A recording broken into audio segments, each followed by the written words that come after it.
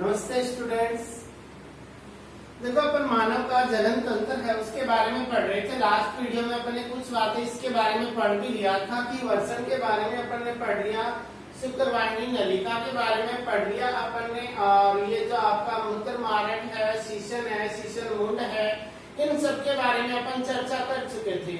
अब देखो आगे का टॉपिक, आगे के जो पॉइंट है वो मैं आपको स्टार्ट करने जा रहा हूँ। देखो आपके क्या क्या पॉइंट बच गए। एक तो ये वाला पार्ट बच गया था, आपने रिपीट जो रीड नहीं किया, अधिवर्षण बच गया आपका, और काउपर्स ग्रंथि है, प्रोस्टेट ग्रंथि है और शुक्राशय, इन तीनों के बारे में अपन चर्चा करेंगे। समझ रहे हो मेरी बात। अब देखो ध्यान से, अधिवर्षण की बात करें अपन कि अधिवर्षण कहाँ होता है, कि ये वर्षण वाला भाग है, इस वर्षण वाले भाग के ऊपर आपको दिखाई दे रहे टोपीनुमा संरचना। दे रही या नहीं दे रही? दे रही है।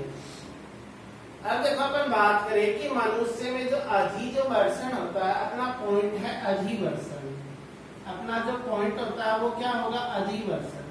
ये भी देखो एक ग्रंथि होती है, एक ग्लैंड होती है, तो ग्रंथियों में पढ़ेंगे, उस टाइम इसके बारे में दोबारा पढ़ेंगे। एक बार अपन जनन से संबंधित इसमें क्या क्या बातें आती है वो ही पढ़ेंगे। समझ रहे हो मेरी बात।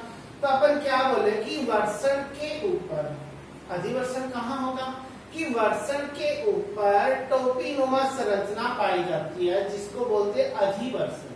समझ रहे हो कि वर्षण के ऊपर टोपीनुमा संरचना पाई जाती है, जिसको बोलते हैं अधिवर्षण। अब अपन ने ये भी पढ़ा था कि वर्षण की संख्या भी 2 होती है। ये जो वर्षण होते हैं इनकी संख्या भी 2 होती है और जोड़े में 1 होते हैं। तो एक वर्षण के ऊपर एक अधिवर्षण होगा तो 2 पे कितने होंगे? 2 ही होंगे। तो अधिवर्षण की संख्या भी कितनी हो जाएगी? 2 हो जाएगी। और जोड़े में पूछे तो 1 होगी। समझ रहे हो मेरी बात। अधिवर्षण की संख्या भी कितनी होगी? 2 होगी। तो अपन क्या बोले कि अधिवर्षण होते हैं वो संख्या में 2 होते हैं, जोड़े में पूछे तो आप क्या बोलोगे? 1 होते हैं। संख्या में पूछे तो 2 होंगे, जोड़े में पूछे तो 1 होगा। कहाँ होगा? वर्षण के ऊपर होगा। कैसे होगा? टोपीनुमा संरचना के रूप में होगा। समझ रहे हो। अब यहाँ से जो शुक्रवाहिनी निकलती है वो शुक्रवाहिनी पहले प्रवेश करती है अधिवर्षण में। अपने डायग्राम में नहीं दिखाया वैसे, बाकी यहाँ से जो भी शुक्रवाहिनी निकलती है पहले इसमें प्रवेश करेगी अधिवर्षण में। अब शुक्रवाहिनी क्या करती है कि जो वर्षण है इसमें जो शुक्राणु बने थे, इस वर्षण में क्या बने हैं? शुक्राणु। और ये जो शुक्राणु है इस वर्षण से शुक्राणु जाएंगे शुक्रवाहिनी में, और ये शुक्रवाहिनी लेके जाएगी इनको अधिवर्षण में। और अधिवर्षण वाले भाग में शुक्राणुओं का क्या होता है? परिपक्वन होता है। समझ रहे हो मेरी बात। तो आपसे पूछा जाए कि शुक्राणु का निर्माण तो होता है वर्षण में, लेकिन इसका परिपक्वन कहाँ होता है? अधिवर्षण में होता है। समझ रहे हो मेरी बात। अपन क्या बोले कि वर्षण के ऊपर टोपीनुमा संरचना पाई जाती है, उनको अधिवर्षण बोलते हैं। वर्षण से जो शुक्रवाहिनी निकलती है वो अधिवर्षण में प्रवेश करती है, तो शुक्राणु पहले अधिवर्षण में जाएंगे। अधिवर्षण में शुक्राणुओं का क्या होगा? परिपक्वन होगा। क्या होता है? अधिवर्षण में शुक्राणुओं का परिपक्वन होता है। तो अधिवर्षण के बारे में यहाँ पर इतनी ही चर्चा करेंगे, बाकी ग्रंथियों में पढ़ेंगे। अब देखो आगे की बात अपन करें, आगे के पॉइंट क्या बच गए? एक शुक्राशय बच गया, एक प्रोस्टेट बच गई और एक काउपर्स बच गई। इन तीनों के बारे में चर्चा करें तो देखो तीनों ही जो पॉइंट होते हैं वो काफी इंपॉर्टेंट होते हैं। तीनों जो पॉइंट होते हैं वो तीनों ही पॉइंट काफी इंपॉर्टेंट हैं, तो बिल्कुल ध्यान से पढ़िएगा। देखो ये तीनों जो पॉइंट है ये तीनों ही क्या होती है? तीनों ही ग्रंथियां होती है। तीनों ही क्या होती है? ग्रंथियां होती है। प्रोस्टेट ग्रंथि, काउपर्स ग्रंथि और आप बोले कि शुक्राशय ग्रंथि।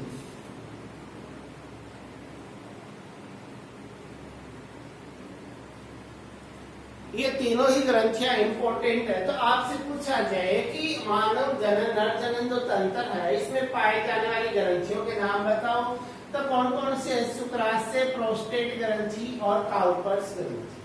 देखो ये ग्रंथियां, ये तीनों ही ग्रंथियां क्या करती है? तरल पदार्थ का स्राव करेंगी, और वो जो तरल पदार्थ होता है वो हमेशा क्षारीय प्रकृति का होता है। ये तीनों ही ग्रंथियां, इनको बोलते हैं जनन ग्रंथियां भी बोल सकते हो आप। क्या बोल सकते हो? जनन ग्रंथियां। तो मानव का जो जनन तंत्र है उसमें 3 जनन ग्रंथियां होती हैं, शुक्राशय, प्रोस्टेट ग्रंथि, काउपर्स ग्रंथि। इस काउपर्स ग्रंथि का एक नाम और भी होता है बल्बो यूरिथर ग्रंथि। इसको बल्बो यूरिथर ग्रंथि भी बोलते हैं। अब देखो कि ये तीनों ही ग्रंथियां क्या करती है, एक तरल पदार्थ का स्त्राव करती है, और वो जो तरल पदार्थ होता है वो नेचर कैसा होता है उसका, वो क्षारीय नेचर का होता है। अब दूसरी बात ये होती है कि ये जो तीनों ग्रंथियों से जो तरल निकलता है वो तरल जो शुक्राणु होते हैं उन शुक्राणु के साथ मिलकर के और ये निर्माण करते वीर्य का, मानव वीर्य का निर्माण करते। इसका मतलब इन तीनों ग्रंथियों से निकलने वाला जो तरल है वो वीर्य का निर्माण करता है। इसका निर्माण करेगा, वीर्य का निर्माण करेगा। समझ रहे हो मेरी बात? अब देखो ध्यान से एक एक ग्रंथि को पढ़े। अपन ने क्या चर्चा की कि मानव का जो जनन तंत्र है, नर जनन तंत्र है, उसमें 3 ग्रंथियां होती हैं, शुक्राशय, प्रोस्टेट ग्रंथि और काउपर्स ग्रंथि। इसको बोलते हैं बल्बो यूरिथर ग्रंथि। इन ग्रंथियों से तरल पदार्थ निकलता है, उसका नेचर तो होता है क्षारीय। वो तरल शुक्राणु के साथ मिल जाता है और किसका निर्माण करता है, वीर्य का निर्माण करता है। अब देखो एक एक ग्रंथि को अपन पढ़ेंगे। अपन पहली बात करें शुक्राशय। ये जो शुक्राशय जो ग्रंथि होती है ये कहाँ स्थित होती है? देखो डायग्राम में अगर आपको नजर आ रहा हो तो मूत्राशय और ये शुक्राशय। अपन बोले कि मूत्राशय के बिल्कुल सामने है या नहीं है? तो अपन बोले कि मूत्राशय के पास स्थित होती है। कहाँ होती है? मूत्राशय के पास स्थित होती है। और इस शुक्राशय से निकलने वाली नलिका, मूत्राशय से निकलने वाली नलिका दोनों आपस में मिलकर मूत्र मार्ग का निर्माण करती है। इसका निर्माण करेंगी मूत्र मार्ग का। इसका मतलब ये मूत्र मार्ग में ही खुलती है। समझ रहे हो मेरी बात? ये मूत्र मार्ग में ही खुलती है शुक्राशय ग्रंथि। तो कहाँ होती है? ये मूत्राशय के पास स्थित होती है। और ये जो शुक्राशय जो ग्रंथि होती है वो क्या करती है, एक तरल पदार्थ का स्राव करती है। ये शुक्राशय ग्रंथि एक तरल पदार्थ का स्राव करती है और वो जो तरल पदार्थ होता है वो क्षारीय प्रकृति का होता है। ये तरल पदार्थ क्षारीय प्रकृति का होता है। अब ये देखो क्षारीय यूज कहाँ आएगा? मादा का जो योनि भाग होता है, मादा का जो योनि भाग होता है, वो योनि जो भाग होता है वो अम्लीय होता है।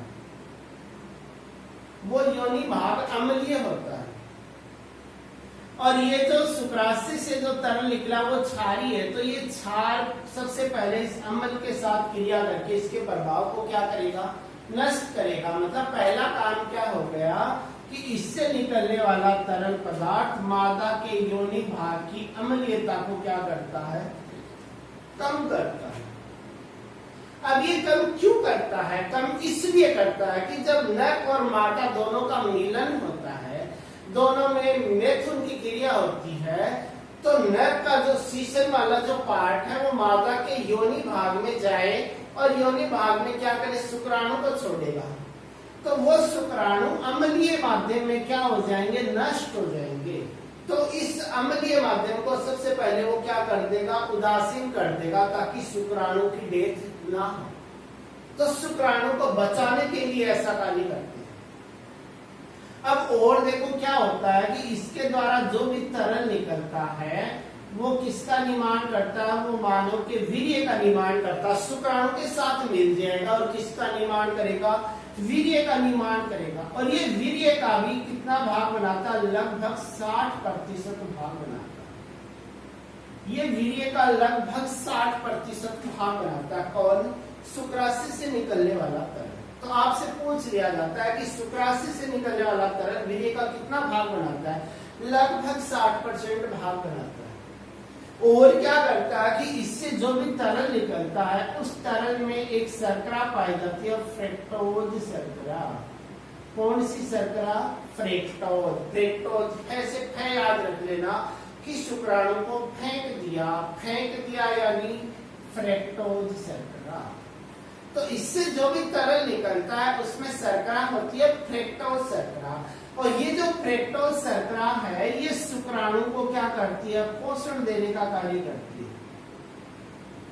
तो शुक्राणु को पोषण कौन सी शर्करा से मिलता है, फ्रेक्टोज शर्करा से। आपसे पूछा जाए मानव का जो वीर्य होता है उसमें कौन सी शर्करा पाई जाती है, तो आप क्या बताओगे, फ्रेक्टोज शर्करा पाई जाती है। कौन सी शर्करा मिलती है आपको, फ्रेक्टोज। ये कहाँ से आती है, शुक्राशय वाले पार्ट से आती है। किस पे मिलती है, वीर्य में मिल जाती है। क्या करती है, शुक्राणु को पोषण देती है।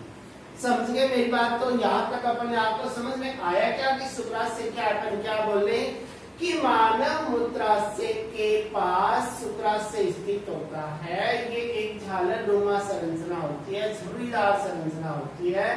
ये वाला जो भाग होता है ये क्या करता है, ये गणिका के द्वारा जो शुक्रवाहिनी है उस भाग में खुलता है, और ये जहाँ खुले उसको बोलते हैं स्खलन वाहिनी। क्या बोलते हो, स्खलन वाहिनी।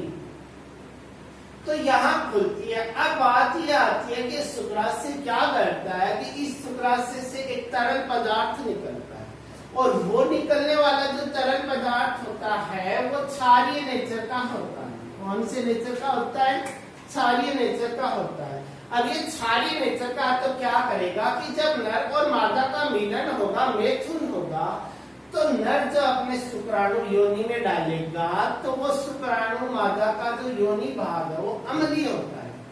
तो उस अम्लीयता के कारण वो शुक्राणु नष्ट होने शुरू हो जाएंगे। तो उन्हें बचाने के लिए ये क्षारीय है, तो ये क्षार इस अम्लीय प्रभाव को क्या करे, खत्म कर देगा। मतलब ये क्षारीय जो है वो तरल पदार्थ मादा की अम्लीयता को क्या करता है, कम करता है। दूसरी बात ये कि इससे निकलने वाला तरल शुक्राणु के साथ मिल जाता है। यहाँ से जो शुक्राणु बने थे ना, उन शुक्राणु के साथ मिल जाएगा और मिलके निर्माण करता वीर्य का। इसका निर्माण करता है, मानव का वीर्य बनाता है। अब अगली जो बात आती है इसमें पाई जाती है फ्रेक्टोज शर्करा, और वो शर्करा क्या करती है, शुक्राणु को पोषण देने का कार्य करती है। ये हो गई आपकी शुक्राशय ग्रंथि। अब देखो दूसरी ग्रंथि अपन पढ़ेंगे। दूसरी जो ग्रंथि होती है वो होती है आपकी प्रोस्टेट ग्रंथि। कौन सी ग्रंथि के बारे में पढ़ोगे, प्रोस्टेट ग्रंथि। अब देखो प्रोस्टेट ग्रंथि की आप कंडीशन देखो कहाँ होती है। ये वाला पार्ट तो देखो आपका मूत्र मार्ग, और मूत्र मार्ग के ऊपर है ये, तो अपन ये बोल सकते हैं ये मूत्र मार्ग के आधार भाग पे होती है, पृष्ठ भाग पे होती है। समझ रहे हो मेरी बात। क्या बोलोगे कि मूत्र मार्ग के कहाँ होती है, पृष्ठ भाग पे होती है। कौन सी ग्रंथि, प्रोस्टेट ग्रंथि। समझ रहे हो मेरी बात। ये प्रोस्टेट ग्रंथि मूत्र मार्ग के पृष्ठ भाग पे बोल सकते हो आप, या फिर इसे अधर भाग पे बोल सकते हो। समझ रहे हो मेरी बात। या फिर आप इसे आधार भाग भी बोल सकते हो। मतलब ये कहाँ होती है, मूत्र मार्ग के आधार भाग पर होती है। यह मूत्र मार्ग के आधार भाग पे होती है। अब होता क्या है कि ये जो ग्रंथि है, ये ग्रंथि भी क्या करती है, एक तरल पदार्थ का स्त्राव करती है।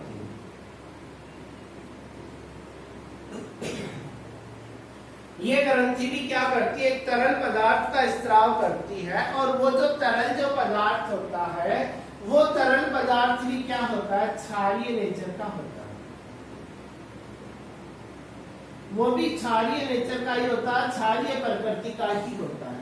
तो वो भी क्या करता है कि मादा का जो योनि भाग है, मादा का जो योनि भाग है वो योनि भाग अम्लीय है, वो योनि भाग अम्लीय है। तो ये क्षार इस अम्ल के प्रभाव को खत्म करता है, मतलब अम्लीयता को क्या करता है, कम करता है। क्या करता है, अम्लीयता को कम करता है। और क्या करता है कि ये जो है, जो तरल पदार्थ है, ये मानव के जो शुक्राणु हैं उन शुक्राणु के साथ मिल जाएंगे, शुक्राणु के साथ मिल जाता है, और ये भी किसका पार्ट बनता है, वीर्य बनाता है। तो वीर्य बनाने में 60 से 65% पार्टिसिपेट तो ये कर रहा था, ये लगभग करता है 25 से 30% भाग बनाता है। तो मानव वीर्य का कितना भाग बनाता है, ये 25 से 30% भाग बनाता है। कौन, प्रोस्टेट ग्रंथि से निकलने वाला तरल पदार्थ। समझ रहे हो मेरी बात।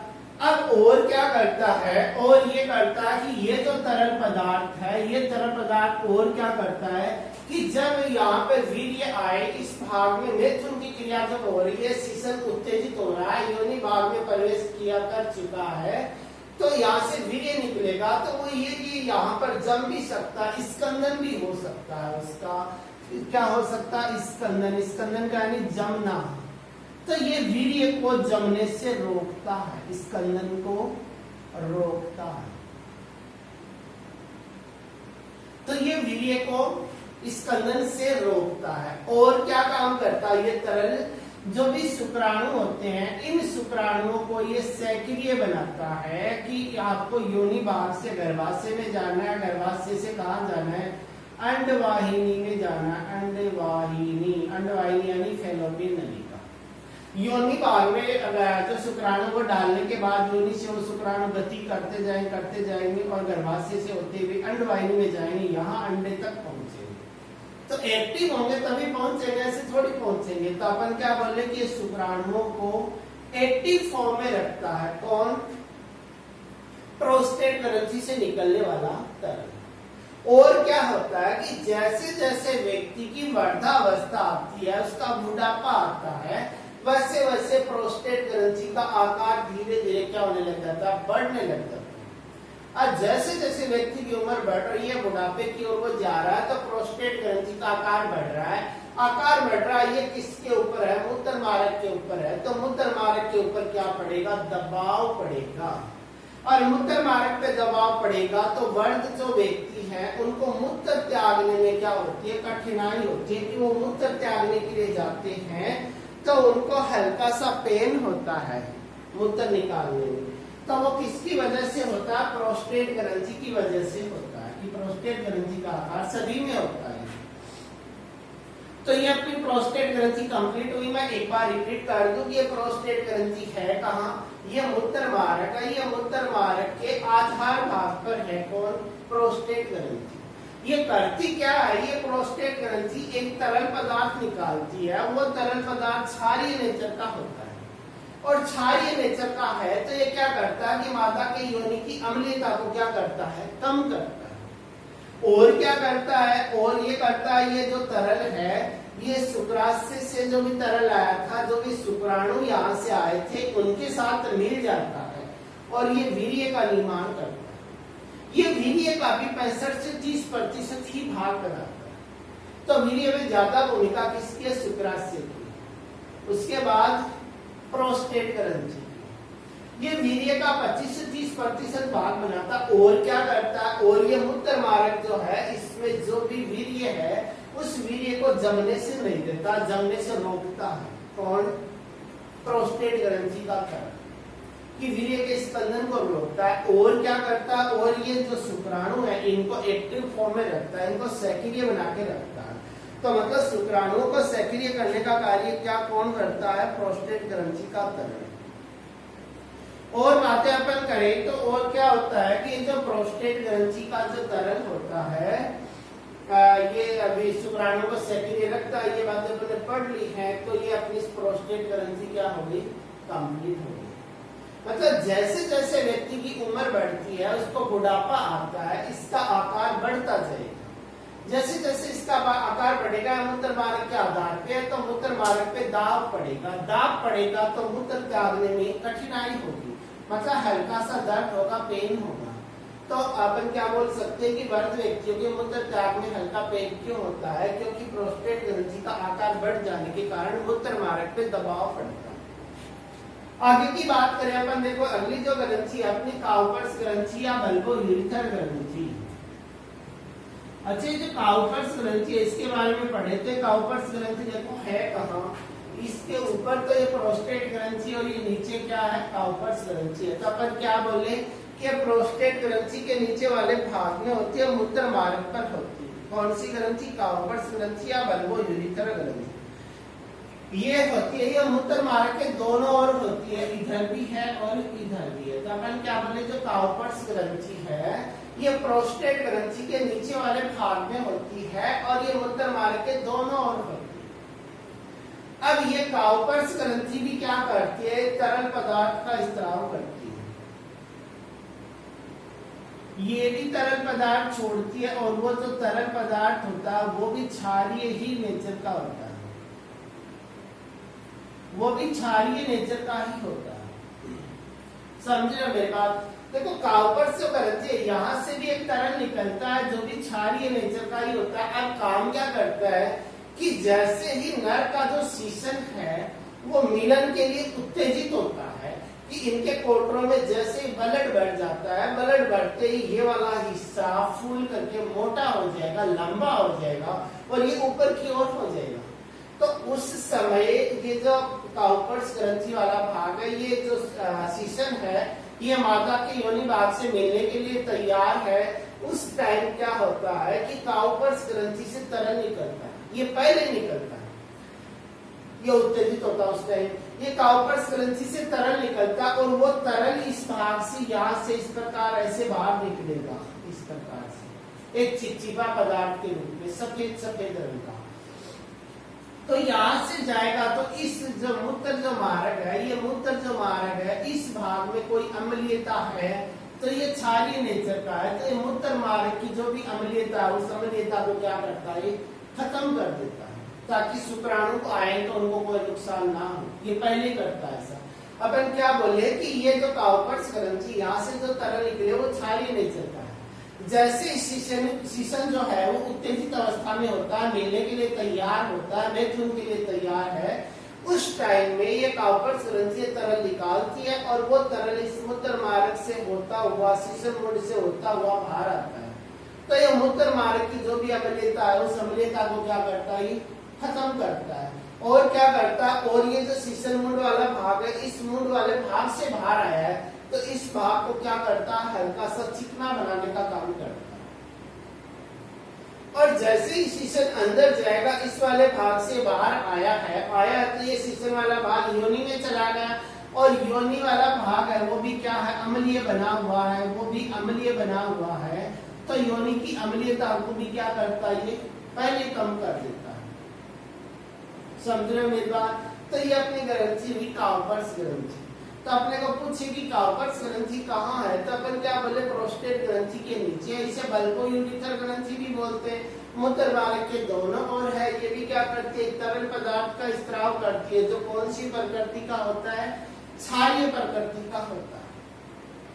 काम क्या करता है कि जैसे शीशन उत्तेजित अवस्था में होता है, मिलने के लिए तैयार होता है, उस समय काउपर्स ग्रंथि तरल निकालती है और वो तरल क्षारीय है तो वो मूत्र मार्ग से होता हुआ शीशन मुंड वाले भाग से बाहर निकलता है। तो मूत्र मार्ग की अम्लीयता को क्या कर देता है, खत्म कर देता है, नष्ट कर देता है। और क्या करता है, जैसे शीशन मादा के योनि भाग में जाएगा तो ये योनि भाग में भी ये निकल के बाहर आएगा तो योनि भाग की अम्लीयता को भी कुछ क्या करता है, ये कम करता है। समझ रहे हो मेरी बात? ये मानव का आपका जनन जो तंत्र है कंप्लीट होता है। अब इस नर जनन तंत्र से संबंधित कोई भी अगर आपको पॉइंट ऐसा लग रहा हो, नजर आ रहा हो कि वो बातें हमें नहीं बताई गई है, तो मैंने आपको हर एक बात खुल के बताई है। आप इसको बिल्कुल ध्यान से समझिएगा और ध्यान से वीडियो को सुनिएगा, आपको बिल्कुल समझ में आ जाएगा। अब मैं स्टार्ट करने जा रहा हूँ मादा जनन तंत्र, मानव का मादा जनन तंत्र। ये नर जनन तंत्र कंप्लीट हो गया।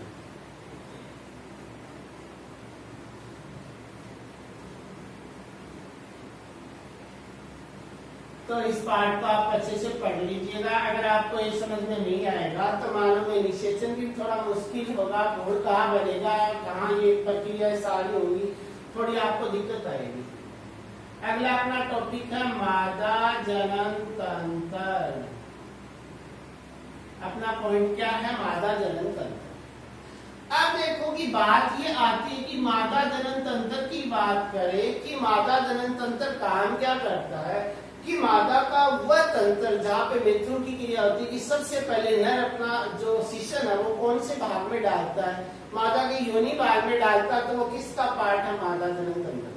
तब अपन क्या बोले कि वह तंत्र जिसमें मैथुन की क्रिया होती है, जिसमें शुक्राणुओं को डाला जाता है, जहां पर निषेचन की क्रिया होती है, जहां पर भ्रूण का निर्माण होता है, जहां पर शिशु का विकास होता है, और जिसके द्वारा शिशु का जन्म होता है, वो तंत्र ही क्या कहलाएगा?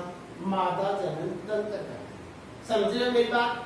तो मादा जनन तंत्र कौन सा होता है? कि वो तंत्र जिसमें सबसे पहले होता है मैथुन की क्रिया, उसके बाद होते हैं शुक्राणु डाले जाते हैं, उसके बाद शुक्राणु अंडाणु का मिलन यानी निषेचन की क्रिया होती है, उसके बाद भ्रूण बनता है, भ्रूण से मुन्ना बनता है, शिशु बनता है, शिशु का विकास होता है, वो 9 महीने बड़ा होता है, और जैसे 9 महीने होंगे उसके बाद वो जन्म लेता है, तो वो तंत्र क्या कहलाता है? मादा जनन तंत्र। अब देखो, मादा कोई भी मनुष्य है वो संतान पैदा करे, तो संतान पैदा करने में और संतान को बड़ा करने में मादा की भूमिका होती है, वो ज्यादा होती है। पुरुष की तुलना में मादा की भूमिका ज्यादा होती है। पुरुष की भूमिका इतनी होती है केवल मादा को मैथुन के लिए और अंडाणु तक शुक्राणु पहुंचाने के लिए, मतलब निषेचन के लिए। निषेचन तक का कार्य पुरुष का है। उसके बाद में भ्रूण बनना, शिशु बनना, शिशु को मादा के शरीर के गर्भाशय के अंदर उसको परिपक्व करना है, पालना पोसना, बड़ा करना है, उसको पोषण देना है, उसका अपशिष्ट निकालना है और उसको जन्म देना है, पूरा का पूरा कार्य। और जन्म देने के बाद में स्तनपान कराना, उसको दूध पिलाना है, ये पूरा का पूरा कार्य कौन करती है? मादाएं करती है। मतलब संतान पैदा करने में मादाओं की भूमिका, मादाओं के जो कार्य होते हैं वो ज्यादा कष्टदायी होते हैं। अब देखो, अपन बात करें मादा जनन तंत्र की, तो मादा जनन तंत्र की बात करें तो सबसे पहले मैं एक, आपका समय होने वाला है तो मैं एक हल्का सा डायग्राम बना देता हूं जो आपको कल दोबारा से रिपीट करवा देंगे।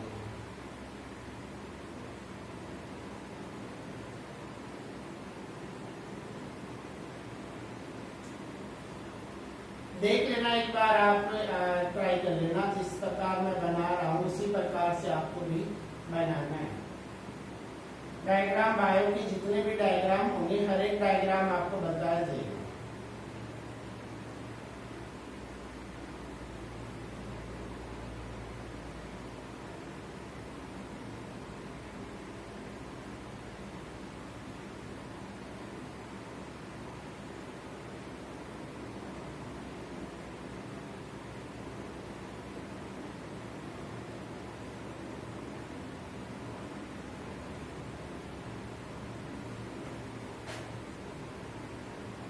बिल्कुल इजी है, कोई मुश्किल नहीं है, बस आप तो ध्यान से देखिएगा।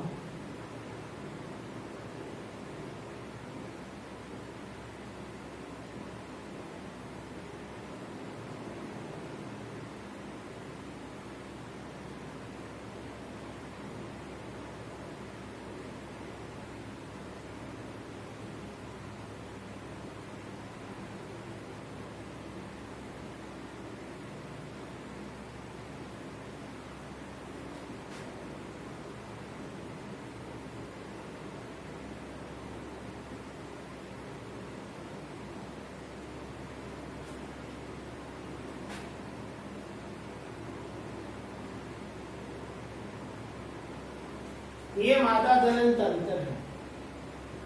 अब देखो इसका नामांकन कर देते हैं अपन। ये जो नीचे वाला जो पार्ट आपको दिखाई दे रहा है इसको बोलते हैं योनि। इससे ऊपर ये जो भाग है ये गिरिवा कहलाता है, और ये जो पार्ट है ये गर्भाशय, गर्भाशय गुहा होती है। क्या बोलते हैं आप इसे? गर्भाशय गुहा बोलते हैं। अब देखो गर्भाशय जो होता है उसके 3 पार्ट होते हैं। कितने पार्ट होते हैं? 3 पार्ट। ये बाहर वाला भाग है इसको बोलते हैं परिगर्भाशय, इसको बोलते हैं गर्भाशय पेशी स्तर।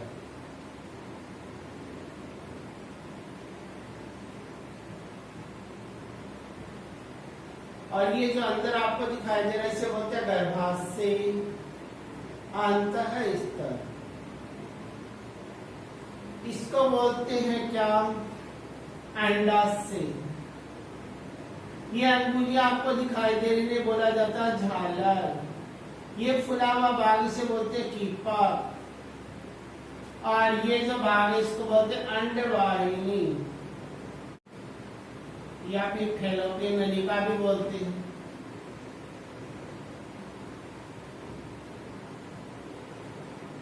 इसे फेलोपियन नलिका भी बोलते हैं। ये मादा का गर्भाशय है, ये मादा जनन तंत्र। अब देखो मादा जनन तंत्र की बात करें कि मादा का जो जनन तंत्र होता है वो जनन तंत्र भी दो भागों में डिवाइड होता है। मादा का जनन तंत्र भी दो भागों में डिवाइड होता है। जिस प्रकार अपने नर का जो जनन तंत्र पढ़ा था उसी प्रकार मादा का जनन तंत्र भी दो प्रकार होते हैं। एक तो प्राथमिक जननांग, एक तो होते हैं प्राथमिक जननांग या मुख्य जननांग बोल सकते हो आप इसको, और एक होते हैं सहायक जननांग या द्वितीयक जननांग। तो मादा का जो मादा जनन तंत्र है वो दो भागों में बटा होता है, प्राथमिक जनन अंग या मुख्य जनन अंग, और एक होते हैं सहायक जनन अंग। अब प्राथमिक जनन अंगों की बात करें तो पुरुष में तो होती है वर्षण, और मादा की बात करें तो मादा में प्राथमिक जनन अंग कौन होता है? अंडाशय होता है। कौन होता है? अंडाशय। अब आगे की बात करें सहायक जनन अंगों की बात करें तो इसमें आते आपका कौन सा भाग होता है? अंडवाहिनी होता है। इसी के भाग अंडवाहिनी होती है, गर्भाशय होता है, ग्रीवा होती है, योनि होती है। ये सारे के सारे क्या होते हैं? सहायक जनन अंग होते हैं। समझ रहे हो मेरी बात? की सारे के सारे सहायक जनन अंग होते हैं। तो मादा जनन तंत्र कौन सा होगा? देखो इस वाले भाग में तो शीशन प्रवेश करेगा, यहाँ पर शुक्राणुओं को छोड़ा जाएगा, वो शुक्राणु फिर यहाँ से ऐसे गति करते जाएंगे, गति करते जाएंगे, गति करते जाएंगे और यहाँ आएंगे। यहाँ पे अंडा आया हुआ उस अंडे के साथ मिल जाएंगे तो यहाँ निषेचन की क्रिया हो जाएगी। यहाँ भ्रूण बन जाएगा, वो भ्रूण आकर के यहाँ गर्भाशय के अंदर क्या हो जाएगा? रोपित हो जाएगा। यहाँ उसे पोषण मिलेगा, वो बड़ा होगा, फिर इस मार्ग से वो जन्म लेगा। तो मादा जनन तंत्र किसको कहेंगे? कि वो तंत्र जिसमें मैथुन की क्रिया होती है, शुक्राणुओं का त्याग होता है, शुक्राणु अंडाणु का मिलन होता है, निषेचन की क्रिया होती है, भ्रूण बनता है, शिशु का विकास होता है और शिशु का जन्म होता है। वो तंत्र क्या कहलाता है? मादा जनन तंत्र। कितने भागों में बटा होता है? दो, प्राथमिक जनन अंग और सहायक जनन अंग। प्राथमिक जनन अंगों की बात करें तो कौन होते हैं? अंडाशय। सहायक की बात करें तो बाकी के जो पार्ट बच गए वो सहायक जनन अंग ही होते हैं। समझ रहे हो मेरी बात? अब देखो अपन आगे की बात करें, आगे की बात अपन करें अंडाशय की। तो अंडाशय की बात करें तो देखो अंडाशय जो होता है, अंडाशय पुरुष का प्राथमिक, मादा का जो प्राथमिक जनन अंग होता है, क्या होता है? ओवेरी बोलते हैं जिसे इंग्लिश में क्या बोलते हैं? ओवेरी। ये प्राथमिक जनन अंग होता है। अगर संख्या में बात करें तो दो होता है, एक इधर होता है और एक इधर होता है, और जोड़े में बात करें तो एक होता है। तो अंडाशय होता है, ये संख्या में दो होते हैं और जोड़े में एक होते हैं। ये बादामी और सफेद रंग के होते हैं। उनका कलर कैसा होता है? सफेद या बादामी होता है। अब ये जो अंडाशय होता है इसमें पाए जाते हैं अंडाशय पुट्टिकाएं। इसमें होती है अंडाशय पुट्टिकाएं, और इन अंडाशय पुट्टिकाओं में अंडाणु का निर्माण होता है। इसका निर्माण होता है, अंडाणु का निर्माण होता है। तो अंडाणु का निर्माण कहाँ होता है? अंडाशय पुट्टिकाओं में होता है। अब बात करें कि और क्या होता है, और यहाँ पर एस्ट्रोजन और